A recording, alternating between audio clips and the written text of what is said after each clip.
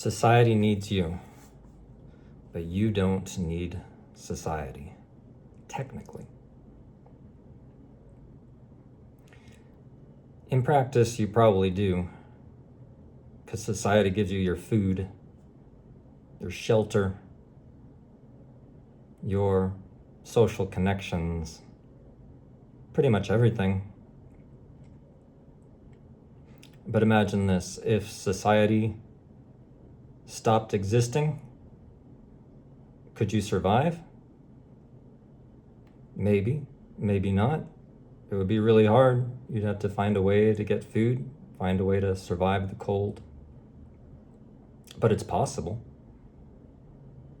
Surely people did it for a long time before society was built up. Now, if you didn't exist, if no people existed, would society survive? Clearly not. Because society is an entity made up of people. The people are the substance of the body of society. Just like the cells in your body make up you, tons of small, little, complicated, interacting cells make up your body, and you couldn't survive without them. So society is built off of the people, and it needs you to survive. It's a entity just like any other. It wants to preserve itself, not because it thinks necessarily, but just as a consequence of its actions and the fact that it exists. Anything that exists is by definition good at existing, and things that are good at existing generally tend to be able to preserve themselves over time or replicate and spread themselves, things like this. So society, thought of as a superorganism made up of a bunch of people, is good at persisting.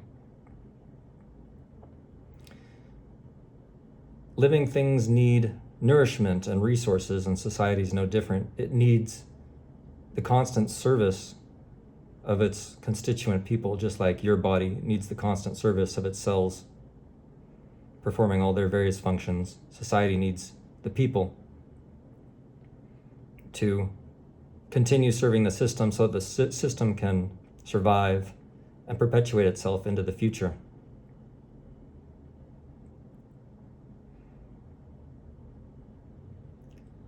But we aren't born serving society naturally.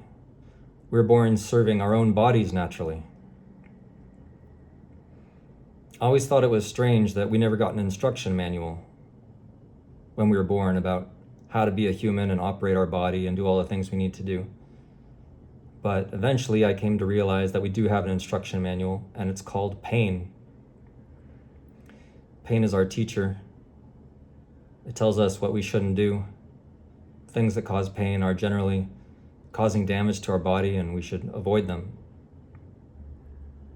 And that's why pain is our friend and pain is our teacher. Sure, pain can get out of hand and go haywire sometimes and cause real problems, so it's not always great, but it's generally a very good system for learning about your body and what you should and shouldn't do.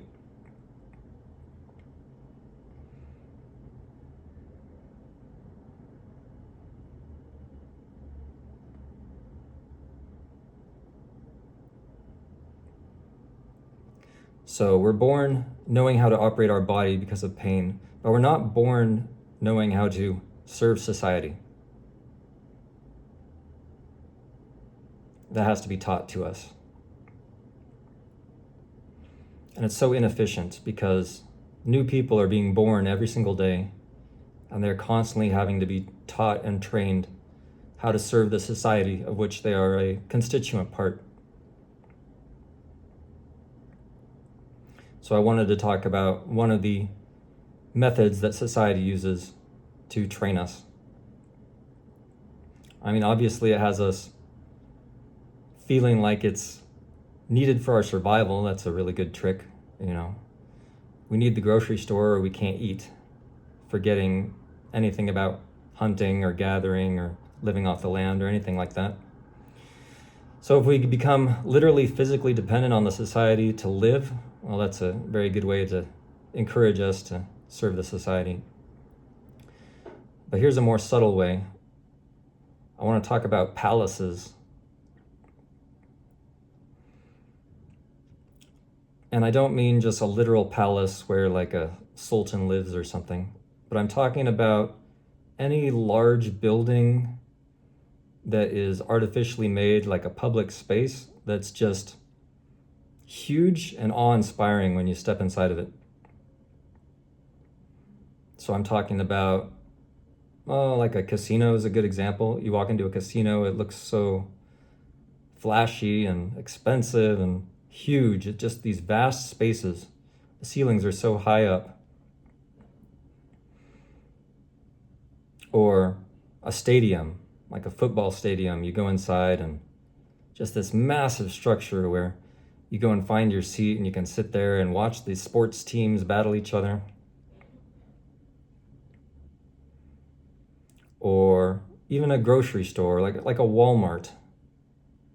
There's this giant artificial space where you walk in, and as far as you can see, there's all these items, and you can wander the aisles and pick out whichever items you want and take them home with you. So what a lot of these palaces have in common is this feeling like they're yours. You walk inside and they're yours. They're there to serve you.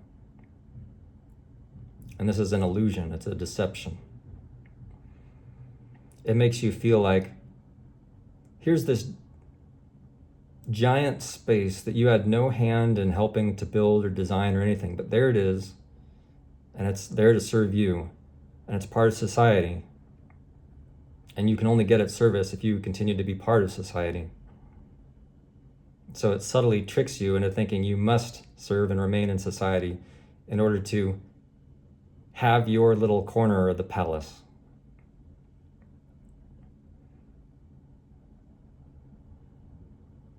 When you go to a theater, you get your seat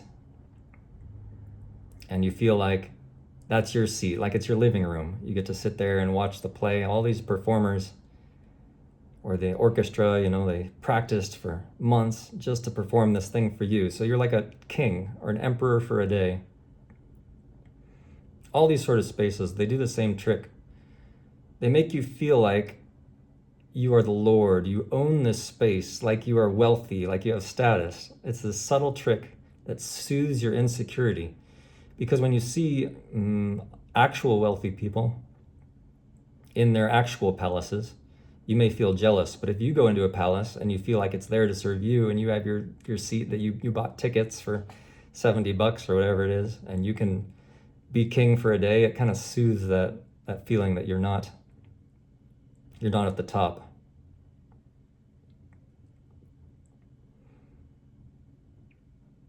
But it's all an illusion.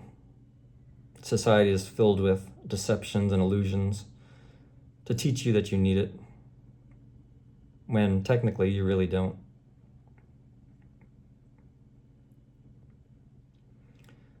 Because you can't build the palace yourself.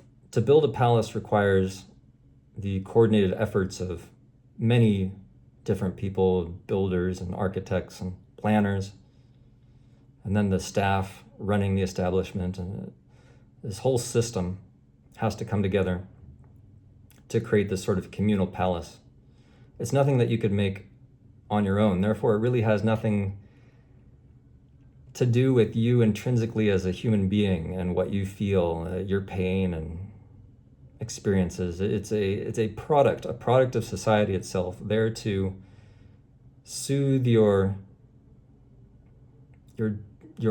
deep-seated recognition that you're really just serving the system, that you're a slave, you're a cog in the machine, and your whole life has been dedicated to propping up one small corner of it at your own expense, as you have to suppress your body's own feelings. You get tired, but you can't sleep. Your back aches, but you can't sit. You must serve the system, serve the society every day as it demands of you.